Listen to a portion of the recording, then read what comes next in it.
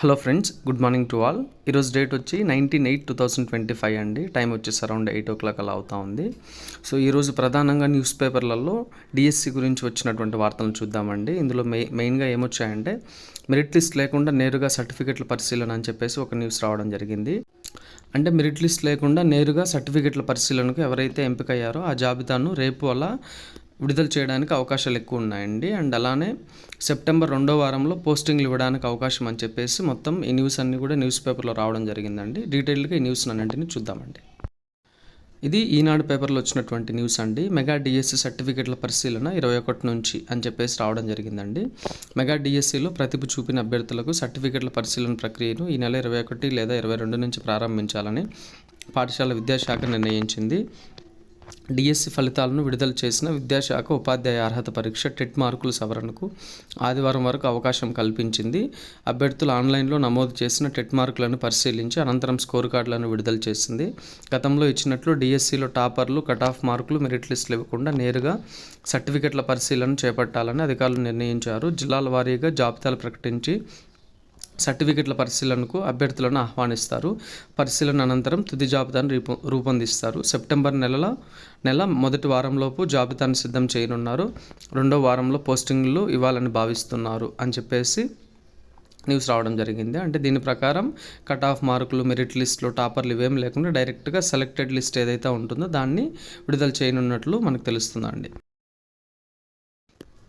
And అలానే ఇది వచ్చేసి ఆంధ్రజ్యోతి న్యూస్ పేపర్లో వచ్చినటువంటి ఆర్టికల్ అండి. రేపు మెగా డిఎస్సి జాబితా, తొలుత సర్టిఫికెట్ల పరిశీలనకు సంబంధించి అభ్యర్థుల లిస్టు, అనంతరం తుది ఎంపిక అని చెప్పి రావడం జరిగిందండి. మెగా డిఎస్సి 2025కు సంబంధించిన అభ్యర్థుల కీలక జాబితా బుధవారం విడుదలయ్యే అవకాశం కనిపిస్తోంది. ఇప్పటికే టెట్ మార్కుల సవరణపై పలుమార్లు అభ్యంతరాలు స్వీకరించిన పాఠశాల విద్యాశాఖ క్రీడల కోటాకు సంబంధించిన జాబితా కూడా రావడంతో సర్టిఫికెట్ల పరిశీలనకు ఎంపికైన అభ్యర్థుల జాబితాను విడుదల చేయాలని నిర్ణయించింది.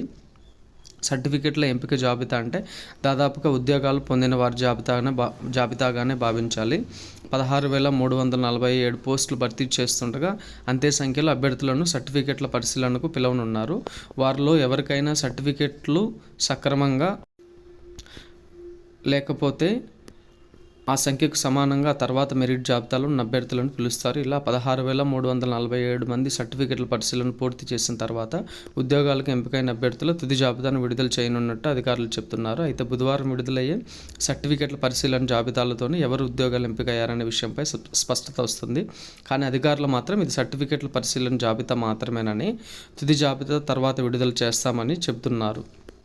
ఇవండి ప్రధానంగా మనకు ఈనాడు అండ్ ఆంధ్రజ్యోతి న్యూస్ పేపర్లో వచ్చినటువంటి వార్తలండి. అండ్ అలానే ఈరోజు ఉదయం ఇది వేటి న్యూస్లో వచ్చినటువంటి లేటెస్ట్ న్యూస్ అండి. 16,347 ఉద్యోగాలు అభ్యర్థులకు బిగ్ అలర్ట్. మెగా డిఎస్సికి సంబంధించి అభ్యర్థుల మెరిట్ లిస్ట్ రేపు విడుదలయ్యే అవకాశం ఉంది. టెట్ మార్కులపై అభ్యంతరాల స్వీకరణ, స్పోర్ట్స్ కోటాకు సంబంధించి లిస్ట్ రావడంతో సర్టిఫికెట్స్ వెరిఫికేషన్కు ఎంపికైన వారి జాబితా రిలీజ్ చేసే అవకాశం ఉంది. మొత్తం 16,347 పోస్టులు భర్తీ చేస్తుండగా అంతే సంఖ్యలో వెరిఫికేషన్కి పిలవనున్నట్లు సమాచారం. ఆ తర్వాతే తుది జాబితాను విడుదల చేస్తామని అధికారులు చెప్తున్నారు. ఇక్కడ మనకు ఒకటి నోటీస్ చేయాలండి. ఏంటంటే ఇక్కడ మెరిట్ లిస్ట్ అని ఇవ్వడం జరిగిందండి. ఇక్కడ మెరిట్ లిస్ట్ కాదండి, ఎవరైతే సర్టిఫికేట్ వెరిఫికేషన్కి సెలెక్ట్ అయ్యారో వీళ్ళ ఈ క్యాండిడేట్స్ యొక్క సెలెక్టెడ్ లిస్ట్ని రేపు విడుదల చేయడానికి అవకాశం ఉందని చెప్పేసి అర్థం చేసుకోవాలండి. ఇవండి ప్రధానంగా వచ్చినటువంటి న్యూస్ అండి.